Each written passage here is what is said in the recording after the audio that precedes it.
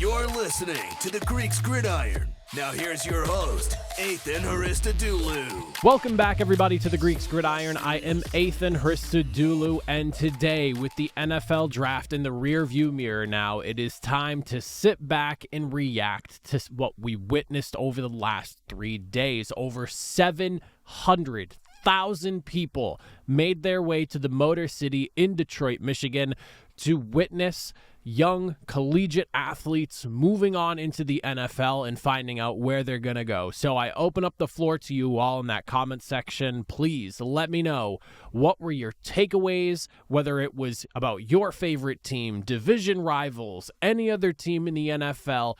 What were your thoughts on where some players went? Do you think some teams hit on players, missed on players? Maybe were there missed opportunities left on the board with teams not opting to move up, or maybe trading back and losing out on players they could have potentially been targeted? I would love to discuss with you all in that comment section, so let me know. But what I'll be doing is just diving through some of the big takeaways that I have here. I plan on doing draft grades over the next few weeks, going division by division, so keep your eyes peeled for that as well. But this is just kind of some of the big takeaways that I have, some things that kind of left me intrigued for the future and what I'll be keeping an eye on, just very broadly. We'll start things off, though, with the very first one here, and that is going to be the 6 quarterbacks that were taken in round number 1. And I'm going to say this, I'm honestly kind of surprised this ended up happening here. I know there were a lot of people, draft experts alike, all saying that this was very possible. Even Adam Schefter, up to the very beginning of the draft of round 1, he was saying, there's very strong possibility. But I genuinely thought that there was maybe a chance that some of this was a smokescreen and it was just teams trying to pump this out, maybe to motivate some of these teams to take those quarterbacks early for fear that they might not be available later in the draft. I don't necessarily know, but I just kind of felt like there was a smokescreen play going on here. Obviously, I was wrong. It is what it is. You win some, you lose some, but this ended up tying the record for quarterbacks taken in the first round. Last time this happened, it was way back in 1983, considered to be the greatest draft in NFL history for quarterbacks here, with 3 of those 6 quarterbacks in that first round ending up in the Pro Football Hall of Fame, that being John Elway, Dan Marino, and Jim Kelly. It's also the 4th time in the common draft era that we saw quarterbacks go 1, 2, and 3, with 1971, 99, and 2021 being the other years. Overall, though, I will say I genuinely like the majority of the landing spots for these quarterbacks here and where they ended up in. I do understand, the pressure being high to start rookie quarterbacks that you draft in round number 1, but I really do hope that with these selections here, some of these teams grab these guys knowing that they may or may not be ready day number 1 to jump in and take over the reins, and that I hope whoever that may be, whatever, again, I'm not some draft expert here, but I do know for a fact that there are going to be some guys that might get thrust into situations they're just not quite ready for. And I genuinely hope that teams take their time with their first round selections here, because I do think when you look at what Green Bay has been doing over the last, whatever it is now, like 30 some odd years with their quarterback situation, if you can get a guy that is first round talent worthy and allow him to sit back and just kind of learn behind veterans, whoever it may be, I do think there's a benefit to that, and it's something that I do think teams may opt to start doing going forward. You look at what Green Bay did, you see the success Patrick Mahomes is having as well, and even Josh Allen, who didn't come out of the gates as a starter as well. There are some guys that are ready to step in day 1 and be that guy. You look at Caleb Williams, and nobody's expecting him to sit week number 1. Everyone expects him to be the starter. Maybe you could argue the same thing with Jaden Daniels and potentially even Drake May, but there are people that are 50-50 on Drake May. They look at him and they go, this is a guy that probably needs some time to kind of learn the game, maybe knock off some of the bad habits he acquired while he was in North Carolina. But I just want to see the guys that need the time to sit and learn, maybe, just kind of experience the game from the sideline at the NFL level before being thrust into a bad situation. So I really hope that is something that we see from teams. And I do think it is something we do see. And my prime example of that, and my first team-specific commentary here, is going to be in regards to the Atlanta Falcons opting to draft Michael Penix Jr., signing Kirk Cousins to a 4-year, $180 million contract this offseason as a part of free agency. $100 million of that guaranteed. $50 million was a signing bonus.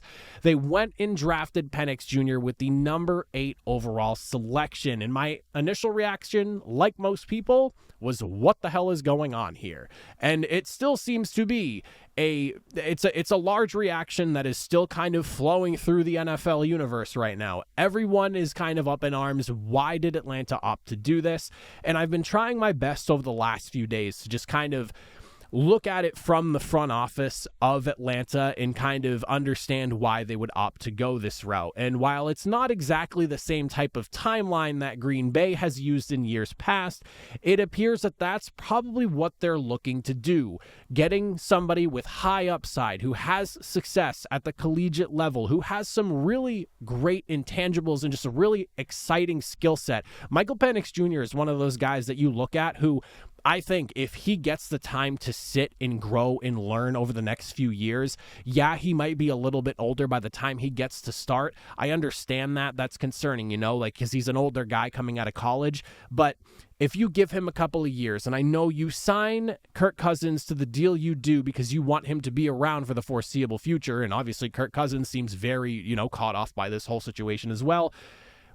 You want to have a guy waiting in the wings for the worst case scenario, and that is you're looking at Kirk Cousins at the age he is at, recovering from an Achilles tear.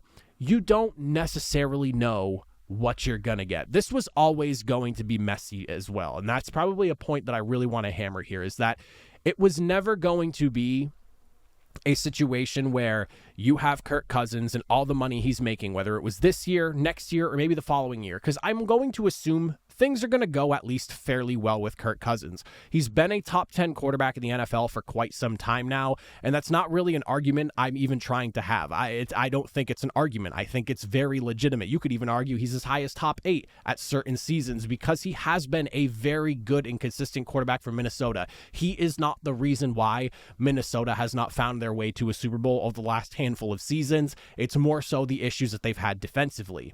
Now, again, you're paying a quarterback 9 figures. This was always going to be an ugly mess, whether, again, this year, next year, or the following year. But you do have to consider, from Atlanta's point of view, there is a chance that Kirk Cousins comes back from this injury and it does not go well. And that's going to be a tough blow if that ends up being the case. Now, if he comes back, he's fine. He plays really well over the next few years. You get into 2 or 3 years within that deal. You still haven't reached a Super Bowl. Maybe you fought for a playoff spot, but you feel like Kirk Cousins on the back end of his career, maybe at his age, it's just not going to get you over the hump. You get the opportunity to have a guy with a lot of upside in Michael Penix sit and learn behind a pro's pro, in my opinion, in Kirk Cousins, who hopefully in a year or 2 is ready to step in if need be. Again, I understand you're in win now mode, but a lot of people looked at the Atlanta Falcons, myself included last year, as a team that was just really good quarterback play away from being a legitimate playoff contender. And if that is the truth, and the front office in Atlanta believed that as well, you can kind of justify this selection. They don't feel like they needed that first round pick to be used on a guy to help push this offense forward more. You could argue maybe the O-line could have used that, and I would sit there and have that discussion with you because I kind of agree with that point. There is maybe a hole on the O-line that would need a player, an elite caliber talent you could have taken at that number 8 selection here. But when you look at, the top end tackles that were taken before them and just kind of the situation with guards, what made sense here? Go after, maybe potentially secure your future with a guy who, in my opinion, and a lot of people's opinions, has a ton of upside, but just needs time to sit and learn. Now, beyond that, though, quarterbacks aside, we'll focus on some other things here. The next thing I want to discuss with you all is the Buffalo Bills. This is one that caught so much noise going through the first round of the draft, and I think reached its peak when we watched the Bills trade their pick away to Kansas City, and then ultimately them trading out of the first round altogether and not making a selection on day number 1. Up until the trade of wide receiver Stephon Diggs, I was honestly anticipating that Buffalo might go defense here. I do think the defense had some holes coming into this draft here, and I think Buffalo did a solid job trying to address a few of them here and there with some value selections later on within the draft. But I actually pegged Buffalo to take a corner with their pick in round number 1. This is prior to Stephon Diggs being moved. I know there was a lot of noise in regards with Gabe Davis leaving that, maybe we need to find somebody to pair with Stephon, but ultimately, I thought defense is kind of what needs help here, especially when you're looking at the landscape of the AFC. The better the defense you have, the better you are off in the long run here, especially with KC's young and up-and-coming defense. Like, everyone loves to talk offense there, but that defense was a large and probably greater reason as to why that team made the playoff run and ultimately a Super Bowl victory that they did. Defense is important, people, even in 2024. Now, following the Diggs trade, I assumed we're going to see a wide receiver, and I, like everyone else, all assumed, probably going to be a wide receiver in the first round. And then you watch the run of wide receivers, 7 of them going before Buffalo finally made their selection. We watched in order Marvin Harrison Jr., Malik Neighbors, Rome Odunze, Brian Thomas Jr., who was a Buffalo fan favorite leading up to the draft, believe me, Xavier Worthy, the guy that ended up getting drafted via the Buffalo Bills, trading their pick away to the Kansas City Chiefs. You saw Ricky Pearsall go to the San Francisco 49ers. Xavier Leggett ended up going to Carolina at 32. And then Buffalo finally opting to grab wide receiver Keon Coleman in the second round at pick number 33. Now, I will say this. Based off of Josh Allen's play style, and kind of what the offense looks like right now, I actually really like this pick for them, especially where they ended up getting him. They were able to net some more picks and get a guy that I do think could work well in their offense here. At 6'3", 218 pounds, Coleman is a massive target that presents kind of like the high-pointing jump ball, go up and get it type of wide receiver that Josh Allen enjoys throwing to. You see the way he treats Dawson Knox and now Dalton Kincaid in this offense here. He loves those big targets. So let's just keep getting bigger as far as receiving targets go so Josh Allen can play that type of ball he loves to play. I honestly think this fits really well here. And when NFL.com, you're looking at their draft previews and everything and their breakdowns for them, they compare him to a wide receiver like Falcons Drake London. Drake London, excuse me. And I do think that if that's the guy that you're getting, can you really be that mad? I mean, that's a pretty exciting guy to have on your offense if we were to move him over from Atlanta into Buffalo. And he was a round 2 or 3 guy. So I do like the idea of going after Keon Coleman. Now, whether or not he winds up developing into a true wide receiver 1, I don't necessarily know. That's obviously going to be something that we have to see down the road here. But when I look at Coleman as the guy he is, with the talent that he has in the play style of Josh Allen as a quarterback, I would have to believe that Josh Allen is going to enjoy rifling some footballs over to a massive 6'3" wide receiver who can go up and get the football and fight with the best of them. It's going to be an exciting offense to watch in Buffalo, as it is every year, and I think Keon Coleman does a good job of, somewhat mitigating the loss of Stephon Diggs, but we'll see just how much he does in aiding that loss. The next thing I want to discuss with you all, and this is more of just kind of a tooting my own horn type of thing because I was very surprised to see this actually work out the way it did. And I'm talking about the Pittsburgh Steelers here in absolutely nailing their first and second round selections here. So Steelers over the last couple of years have been working on beefing up the offensive line. They've been making changes very aggressively, I would say, the last few years. Now, you come into this draft, you need another offensive tackle opposite of Broderick Jones. You need a center as well, as you lost your starting center this free agency, and the guys you had behind him not necessarily going to be the answer, in my opinion, and obviously in the Steelers' opinion as well, in hindsight. Now, back around mid-March, I talked about the Steelers pre-draft and just kind of gave my thoughts on who I would anticipate seeing them target this year, and I was really big on Troy Fautanu. I thought he would be an excellent guy to have at the left tackle position for them, and for Pittsburgh Pittsburgh to go and get him in round number 1. You had Broderick Jones, who initially was brought in as a left tackle, but got slotted over into the right side. And I had the feeling that Pittsburgh wants to keep him over there, and it seems like that's going to be the case. I don't really think it makes sense now having Jones sit at the right tackle position for a year to come in and now have to flip him back over to the left side and take Fatanu, who was a left tackle, and then flip him over to the right side. Like, I feel like you're setting back 2 progressions there with different players, and it doesn't make a lot of sense to me. Keep Jones where you have him, and then just let Fatanu grow as the left tackle that he already is over on the left-hand side there. So I was pumped to see that. I had him as their first-round selection. He goes there. And then to double down, even more exciting, with no true starting center on the roster, in round number 2, I fully expected to see Jackson Powers-Johnson go, and probably somewhere late in the first round, early in the second round, but I expected him to be drafted before Nick Frazier, and that was kind of my thought process here when I was getting to the Steelers' second pick in round number 2. Now, I fully expected them to double tip on offensive line, and I thought, okay, you need a center. Powers-Johnson, depending on who you talk to, is the number 1 center in the draft. Who's the number 2 guy? It's got to be Frazier. And I talk about this a lot on this podcast, and I say this all the time. The offensive line is so important and so vastly underrated sometimes and forgotten about by some people, and especially the center position. Like, there's crazy premiums for offensive tackles, and believe me, I understand why. You want to have the blind side and just the bookends of your O-line solidified and secure. You got to stop those defensive guys that are coming off the edge, just attacking your quarterback at any given moment. I get it. Believe me, I do.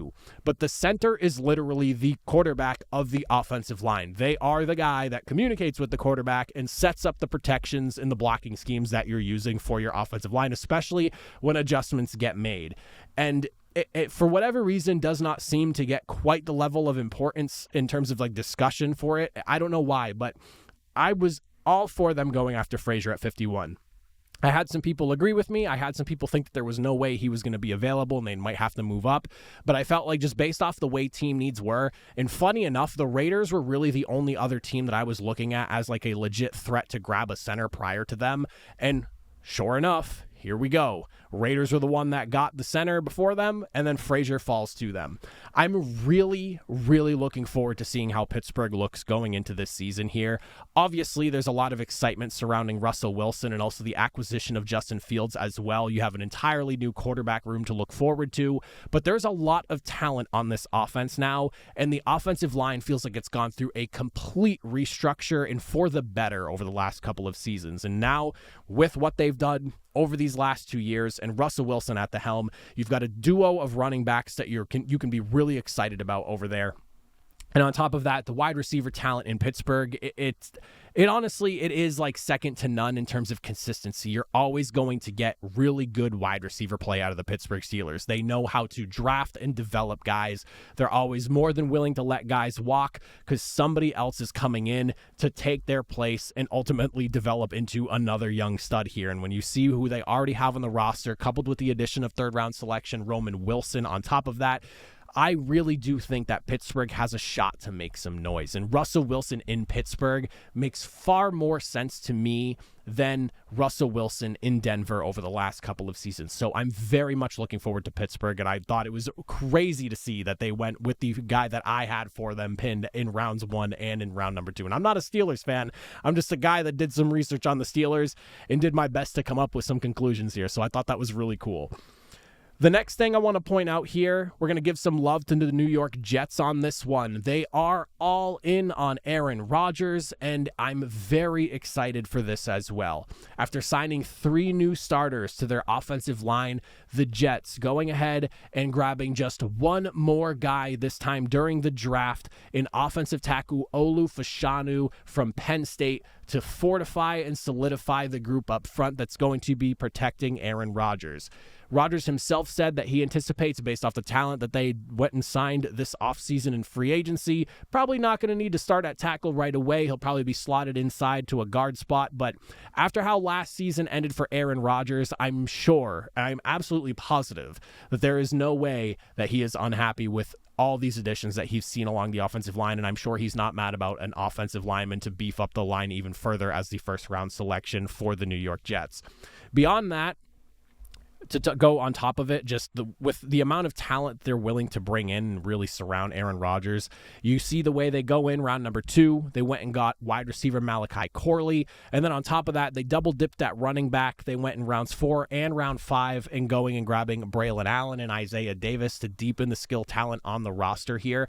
This is great. This is exactly what you want. You want your star quarterback and a guy like Aaron Rodgers coming from Green Bay, where he felt like they were not building around him quite the way that he would have liked them to do, to have him in this situation here where it's very clear you are on a team now like the New York Jets. They went and they got rid of who was supposed to be like the heir apparent to the throne over there in New York at the quarterback spot in Zach Wilson, made it crystal clear this offseason. This is Rodgers' ship, and they're hoping he can steer it for at least the foreseeable future, maybe beyond just like 2 years, maybe 3, 4, 5, depending on how long Rodgers wants to play. They doubled down on that statement in the draft. You use 4 of your first 5 selections to benefit Rodgers in some capacity, whether it's up front to protect him or to just give him more skill talent to potentially work with down the road as they develop. I really like what the Jets are doing. It is very clear they are all in. And this was a really good defense last year. Wasn't very defensive heavy by any means in terms of draft selections, just your last 2 picks of the draft going towards defense. But it didn't really need to be like that. It really was about just making sure that this offense was as fueled and ready to go as possible for this run with the return of Aaron Rodgers coming back from his Achilles injury. I will say that the Jordan Travis draft pick was definitely a little bit of an eyebrow raiser, but I think it's a lot of fun. Jordan Travis comes in. He's not going to give Aaron Rodgers like a run for his money, considering where he was collegiately and just coming off the injury that he's at. But I do kind of like that idea because obviously losing Jordan Travis to injury, devastating injury for him as a young man. Now coming into the draft, choosing to opt for the draft despite the injury and missing the ending of the season here. He comes into a situation where you can kind of connect now with Aaron Rodgers on this type of deal where, you're both coming off of an injury, rehabbing, getting yourself back to where you need to be. And this will allow them to potentially, have some sort of connection and allow Travis to really just soak up like a sponge all the quarterbacking knowledge that Aaron Rodgers could potentially pass off to him. Do I think Jordan Travis ends up being the starter for the Jets 3-4 years down the road? Who knows? Absolutely no idea. But with the amount of talent that Travis presents, coupled with being able to sit behind Aaron Rodgers and not really pose much of a threat considering where Aaron Rodgers is as a quarterback and just the situation of Jordan Travis and where he's coming from, this is a really nice situation where you can get a quarterback late in the rounds and not really ruffle the feathers of Aaron Rodgers the way the Packers did when Jordan Love was initially brought in. Now, on the topic of quarterbacks still, we'll kind of stick with it here. We'll swap over to a different team, though. I'm taking a look at the New Orleans Saints here. One of the more bizarre cases regarding a player that I can remember at the college level, and I should kind of start this off by saying that I don't really follow college ball religiously by any means or like really particularly closely. I am an NFL guy through and through. Do I enjoy watching college football if it's on? Absolutely. I will never say no to a football game if someone presents it to me and goes, here, watch this. I would sit down 10 times out of 10 and watch it from start to finish. Never say no to some good football. But I do know enough to know about Spencer Rattler, his time in Oklahoma, and then ultimately moving to South Carolina, and just how big he was prior to that transfer and everything. I remember the 2020 season and all the noise that was surrounding him. Very highly regarded, and, a lot of people looking at Rattler as a guy that was going to come out, and he was like a lock as a first-round selection. A lot of people very, very high on him. You fast forward a couple of years, loses his starting role, goes from Oklahoma to South Carolina, continues to start, but the hype never quite comes back. The success that he found in Oklahoma never quite reaches those same levels again. Now, the fact that Spencer Rattler ended up landing in New Orleans is very intriguing to me. And this is something that I was really excited to see because, the conversation, once those 6 quarterbacks go off the board, is kind of like, what's going to happen next with the rest of the quarterbacks? There's a handful of guys that, you like, but they're obviously project-type players. New Orleans is a situation that works out really well for a guy who's coming in where New Orleans has a starting quarterback. The pressure is not on Rattler to be ready by any means for week 1. But there is question marks surrounding Derek Carr and the New Orleans Saints right now. You couple that with the fact that he comes into an offense that currently boasts wide receivers Chris Olave, Rashid Shaheed. You also have A.T. Perry's, 5th or 6th round selection last year, who wound up flashing in spots last year as well. You, of course, have running backs in Alvin Kamara. You have Damian Williams, Kendre Miller. Like, there's a lot of really good skill talent on this team here. And you also have an offensive line that's pretty good. You have a really strong right tackle with Ramczyk. And then on top of that, you also have yourself the Talise Fuaga, who was just selected in the 1st round. So, like, there's a lot to like about this New Orleans offense and just the potential where if things go south with Derek Carr, let's say, by week 6, 7, 8, things are not looking good. Your team's at 500, maybe just under 500. The offense has continued to sputter and look the way it did last year, where it was just woefully inconsistent despite the amount of talent you had on the football field. There is a lot to just kind of roll around in your head and really think on as to what the future could look like with a guy like Spencer Rattler, who, again, at one point in time was pegged as like the next guy that was going to be coming out of college football, coming out of Oklahoma here. The fact that he gets the opportunity to sit and learn and not have to be rushed in, but like has so much potential upside, coupled with a group on offense that would be really exciting to see a young quarterback like Spencer Rattler play with. I love the idea of it. I really do. And listen, I'm like 50-50 right now, I would say, as to where Derek Carr is with New Orleans at this point. It was just so inconsistent, and I'm hoping that maybe with another year in the system that maybe things get better and it works out well, because there's a lot of money being invested from New Orleans end into Derek Carr being their starting quarterback. And on top of that, offensive talk aside, you have a really good defense over there in New Orleans, a really good defense that is really good year in and year out. If there's one thing that Dennis Allen can guarantee you every single season, it's that his defense is going to be a problem for every single offense they face week in and week out. And I feel like that has been the MO for the New Orleans Saints for what feels like at least a half a decade now, maybe even more. So you have a young guy coming in, no real pressure on him. At one point was over the moon with hype, coming into an offense that has a really good structure surrounding it and a great defense to back it up. Be very curious to see what happens with the New Orleans Saints over the next, handful of months by the time we get to the midpoint of the season, maybe closing in on what has been extended now trade deadline. I believe it goes into week number 9 now, if I'm not mistaken. So keep your eyes on New Orleans. Not saying anything's going to happen, but definitely something worth keeping tabs on. And then the last thing I'm going to talk about with you all here, because this is one that I was curious to see just how many picks were actually going to be made by them, but the Arizona Cardinals. I think we got to talk about them and the situation that they were in coming into this draft here and where they could be coming out of the draft now. When I look at the Arizona Cardinals, they came in, I think they had like 14 or 15 potential selections that could be made, and they did some moving around during this draft as well, which ultimately slotted the number down that they ended up finalizing on. But they wound up making 12 picks in total in this draft class here. A team that desperately needs talent basically everywhere on the football field. Arizona has a good opportunity with the amount of selections that they were able to make, and when you consider where those selections were made as well, to come out for the better in this draft here. Obviously, 2 picks in round number 1. Arizona stays put, and I'm so glad they did. There was a lot of conversation about the Arizona Cardinals potentially moving their pick, and with their need at wide receiver, and now having traded away Rondale Moore as well, I understood the conversation because it's pre-draft hype. The conversation's going to be had, but I did not understand the possibility of Arizona moving out of the number 4 spot and not taking Marvin Harrison Jr. Like, you're looking at a guy who, his father, absolute dominance in the NFL.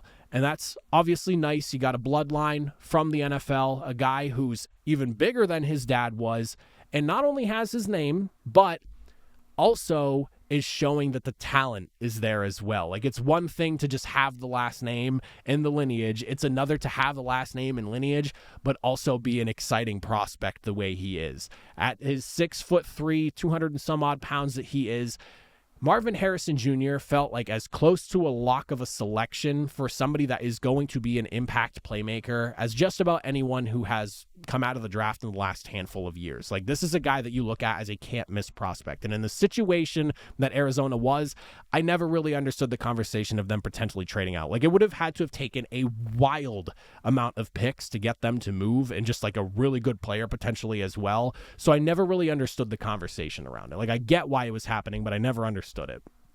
On top of that, they go and get Darius Robinson as well from Missouri, helping a pass rush that was ranked 30th in sacks last year, 31st in pressure rate as well. This was a defensive line that needed some serious help, and they went and attacked it a few times in this draft as well. Then you look at some of their later round picks as well. You have like a guy coming out of Florida State, Trey Benson, a 6-foot, 216-pound running back who runs a 4.39.